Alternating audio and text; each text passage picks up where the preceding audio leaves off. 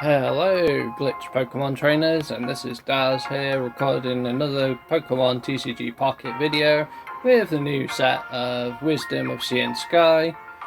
Here, this is the day one, and me and Rox wrapped up our Pokemon pack battle earlier today, which will be uploaded soon. You can see as we go head to head, trying to pull packs and cards and other bits and bobs. So that was pretty good and entertainment. Right now, what I wanted to show to you is my favourite card of the set. And this being new art coming soon, guys. Look at it. It is the best card in the game. It's so beautiful. It's such a great card, you know. It comes at you with its border and yeah. Oh, that's it. Oh wow, immersive right off the bat. Oh, I don't know what the immersive for this type is. It will be the boy Ho-Oh! And the art is not showing. Wait, will it even show the immersive video? Are we just going to black screen? Well, that's awkward. Oh. Oh, Pocket, pull yourself together. Well, that'll be a short later. Okay. Silliness aside, OEX, I got quite lucky actually. I pulled them very quickly in the Ho-Oh pack. I only pulled it as immersive, which is why, you know, it's got this meme of an art right now.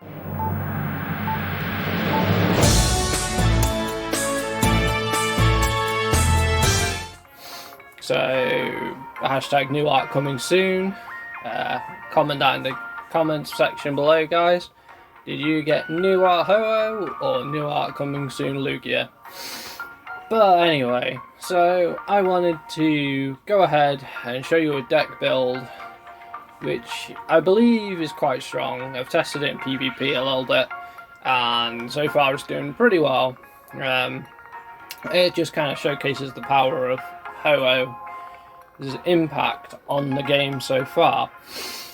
So, this is, for anyone who doesn't know what Ho-Oh does, Phoenix Turbo. This is the reason why I believe this card is going to be the most versatile card in the set, and I highly recommend, especially all the fans of Lugia out there, to pull this card first. The reason for this is, for 80 damage, 3 energy on a basic, pretty solid for a basic to be fair, 150 HP. Is more than standard on a basic. It is pretty standard, but usually 140s normally the standard on a basic. Due retreat, yeah, it is what it is. But anyway, let's get into the meat of this card. So, Phoenix Turbo, 80 damage. Take 1 fire, water, and lightning energy from your energy zone and attach them to a benched basic Pokemon in any way you like. Yep, you heard me right. Not one of each. Well, not one of any of those typings. One of each. Yeah, this is the power creep of this card. And the game, to be honest, long have we came since Moltres EX, where for 1 energy you had to flip a coin and gamble on 3 heads. Sure, this card takes 2 more energy, but it's all colourless, so it can power itself, or, well, another copy of itself through its attack. And hey, it can power that really popular other headline card from this set. What's it called again? Oh, yeah, that's right. Lugia EX. The absolute behemoth that is Lugia. Sadly, I didn't get so lucky on the Lugia pack, so I guess this is kind of a version 1 of this deck. However, Arceus is a colourless Pokemon. You can power up Arceus with Ho-Oh. So I figured, yeah, why not dust off Arceus? It's been a while. You know, with the resurgence of Rare Candy and Sylveon, Arceus Crobat decks have kind of seen a little bit of resurgence.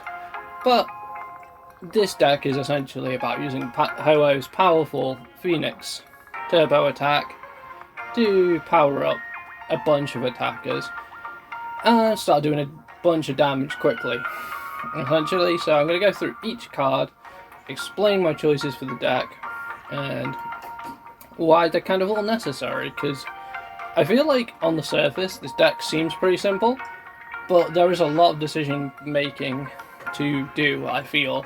And this deck, while on the surface seems pretty simple, it does take some kind of decision making and thinking and situational planning depending on whatever you're playing against. Again, I do feel like maybe keeping one of this in, but then playing a Lugia alongside it, because Lugia is an absolute beast that, for, again, the perfect energy cost that Ho-Oh provides, powers up Lugia, which is actually kind of cool at the first time that the two headlining cards actually work together in the set, which is pretty cool. However, again, as I stress, if you want to play Lugia, because Lugia does 180 damage for for 3 energy, 1 fire, 1 water, 1 lightning, you have to discard them all, blast anything, well, blast the active for 180 damage, which, again, apart from some niche circumstances, like capes, or anything like that, just one-shots anything in the game. It's essentially old Charizard, but it has to discard all its energy, so there is that. Lugia basically becomes a one-shot machine, but kind of a finisher. You can power it up a couple of times with this, and it only has to discard 1 of each, so you can potentially get off multiple swings with Lugia if the game lasts that long. I mean, if you are getting off multiple swings, you more than likely win in that game. But yeah, so that's Ho-Oh EX. Next up, another couple of cards I want to showcase in this is the baby Pokemon. We've got Magby and Pikachu. Pichu, sorry, not Pikachu. Again, I really want another Magby in this deck. I feel like maxing out on these is important. And again, it's all about powering up Ho-Oh, or heck, even Arceus quickly if you don't have Ho-Oh out. So, what do these baby Pokemon do? I feel like these are quite impactful, considering I didn't think they would be that impactful. Like, looking at them, I thought, yeah, they'll be cool, but 30 HP. But, if we look on Magby, for example, what's this weird symbol here? Well, guys, it's a new type of energy. Nah, I'm just playing with you. It is. What this symbol means, and it's been around in the TCG ever since Generation 4, I believe. This symbol here means that it's 0 energy. So Pokemon's almost fixed the going turn 1 problem. Well, for certain decks anyway. Because in this game, unlike the normal TCG, if you have the right energy, as in the past with Articuno, and if you got Misty Flip or any water Pokemon and you got the right amount of heads with Misty, you could attack turn 1 if you had the correct energy. It's why Misty was such a look-sack divisive card, because of that reason. So with these baby Pokemon, you can attack straight away even if you go first. So what makes them also special is 0 retreat cost. You can pivot into anything you want once you've used up their attack, and no weakness. The no weakness is really nice considering only 30 HP, which, you know, if you sneeze at them, a gentle gust of wind, even if you let off near them, yeah, as gross as that sounds, they'll just keel over. And there is high risk, high reward by running these, because again, you are pretty much accepting you're giving up a point. You're essentially playing a 1EX game, pretty much, once these go down. But a lot of attacks. There are some Pokemon that can attack aggressively, like Palkia, EVX, that do 30 damage. New Absol does 30 damage for 1 Dark Energy, but Absol can only attack the bench. You're planning to put this in your active straight away, and Absol can only attack the bench for 30. There are other Pokemon that can. The Tyrogue in the set does 20 damage, but again, Pichu, who would usually be weak to fighting, isn't weak to Tyro. You could do Giovanni shenanigans and I guess for 30 damage. But yeah. So this is a good factor for whether who's going first or second, really. This deck can go first or second and do fairly well. And yeah, again, they are squishy. But apart from like their pretty good bottom stats, and kind of HP, these are kind of like support Pokemon. That's the best way I can kind of think of them. They're kind of a bit useless after turn 1. I don't want to say useless, but you don't want to be drawing into them late game because, again, they're just free prizes at that point, or 3 points. Free prizes at that. So there is that. But yeah, anyway, enough rambling about the ups and downsides of them. So, why am I playing Magby and Pichu out of the others? So, Magby, let's have a look at this one. Toasty Toss, which is an interesting attack name. I guess he's going to be tossing toast? Question mark. But anyway, so take 1 fire energy from your energy zone. Again, you don't have to make fire your primary energy, it just generates it. And attach it to one of your bench basic Pokemon. So, again, colourless attack cost, colourless attack cost, lightning attack cost, never mind. I'm just playing with you guys, I should really stop trolling. But yeah, so that's what Magby does. He accelerates 1 fire energy, powers this up, again, 0 energy. You can essentially play an energy. This is essentially walking energy on your first turn if you have it active.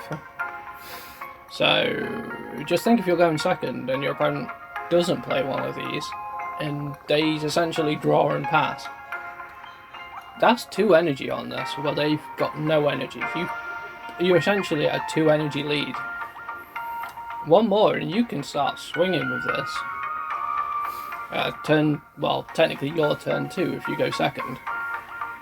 Your turn 3 if you go first, but again, you doing that beyond this set would have been like unthinkable.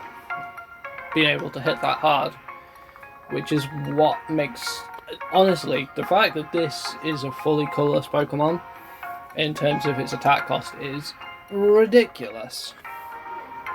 In order to do this. So this is why I think this card is probably going to age fairly well. So yeah, let's have a look at Pichu. I quite like this art as well, but the full art is pretty cool. Crackly Toss.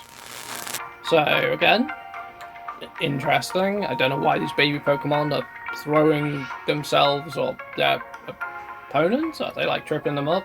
Who knows? But yeah, again, colourless attack cost. The same bottom stats, all the babies have the same bottom stats of no retreat and no weakness, which makes them really good support Pokemon. Again, 30 HP, they all have that too. So, yeah, pretty squishy, but... So, it takes a lightning energy from your energy zone. Again, same rule of thumb as Magby, except with lightning energy. And attaches one of your bench Pokemon. Again, colourless, colourless, colourless and lightning. So, yeah, an amazing thing. Once again, the Pichu line. Again, it doesn't evolve into Pikachu, but the Pikachu line proving that it's having some really good playable cards in this. So, again, I've clicked on it a couple of times.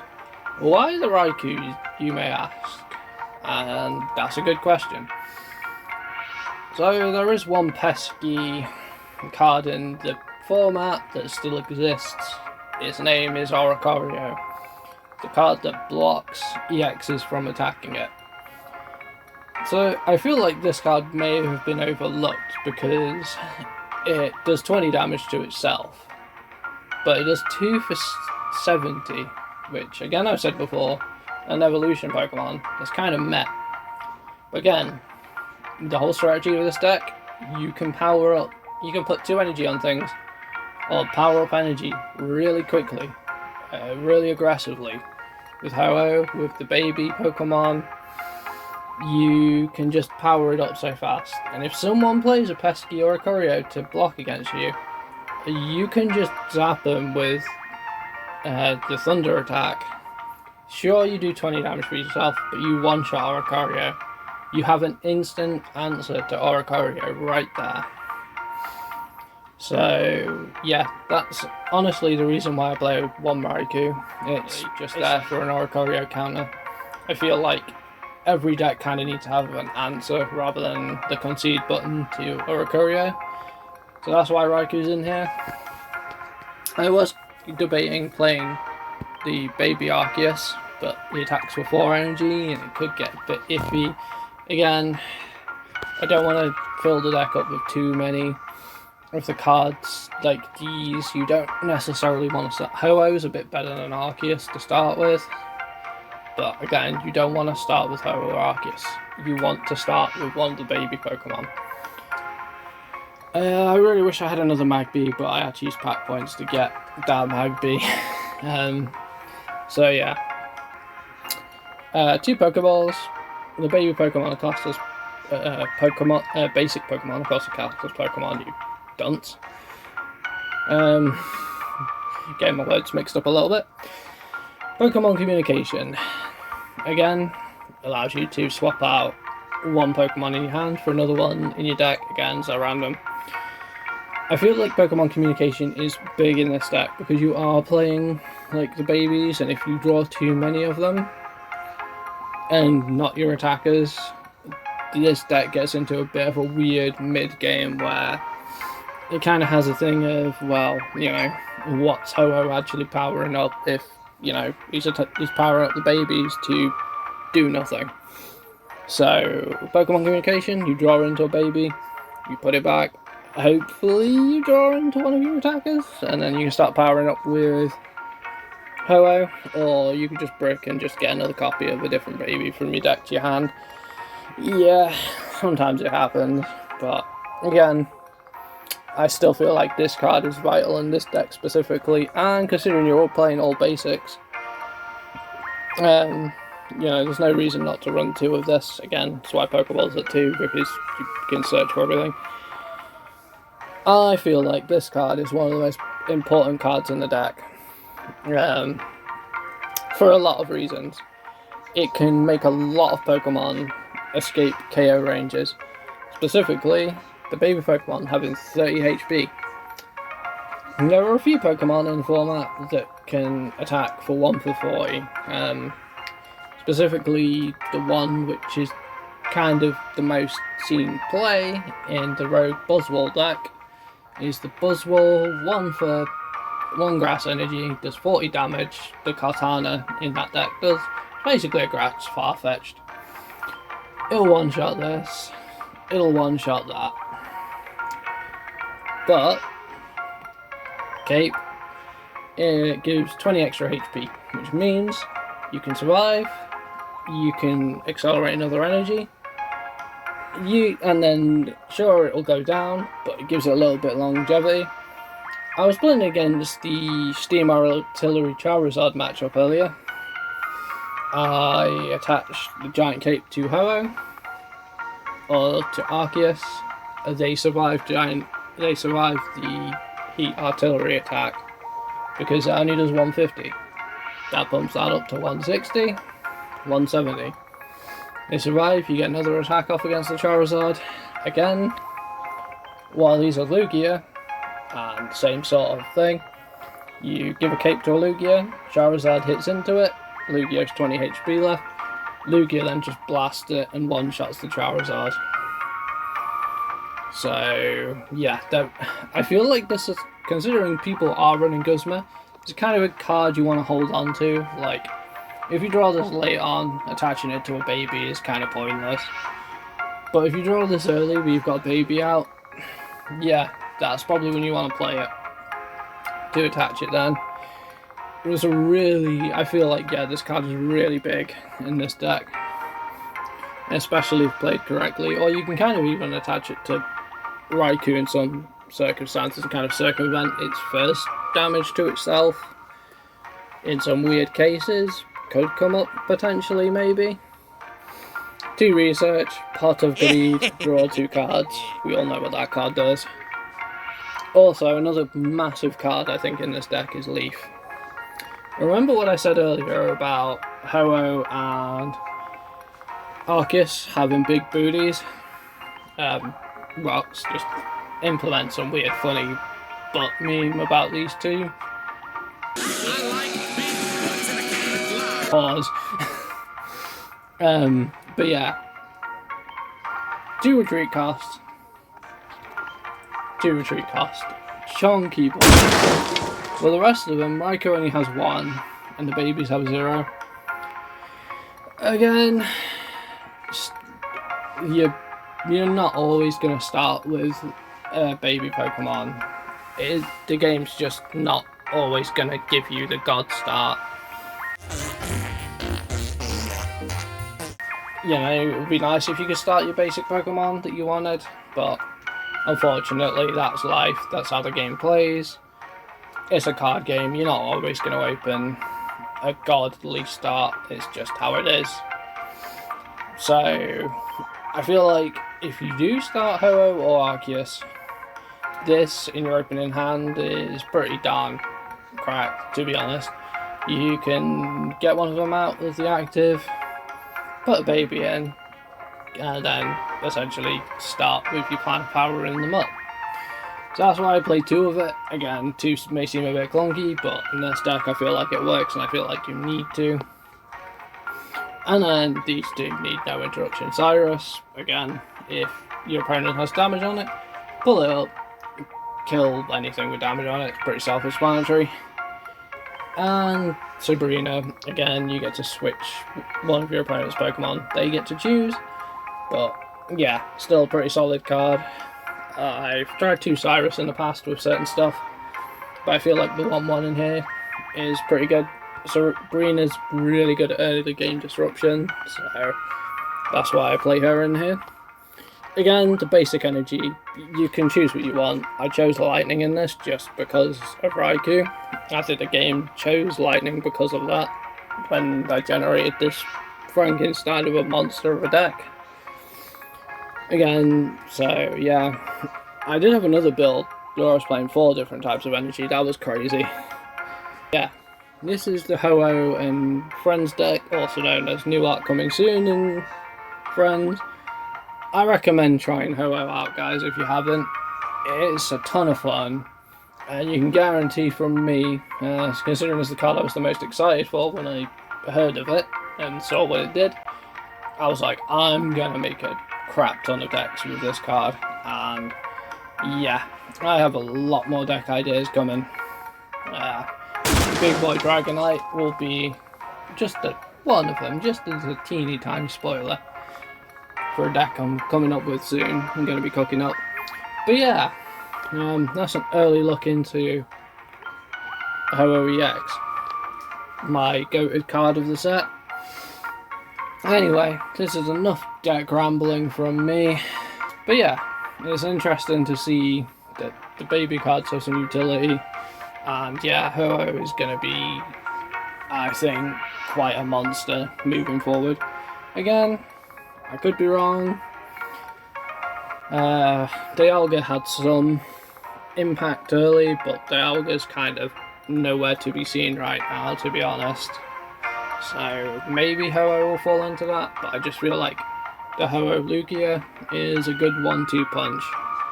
Again, wish I had Lugia. Hopefully when I go into PvP I can show you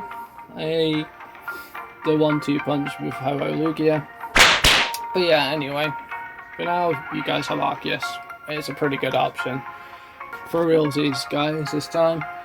This is Daz from Glitchy Normality, signing out with this awesome deck. Until next time, guys, have a wonderful day. Peace.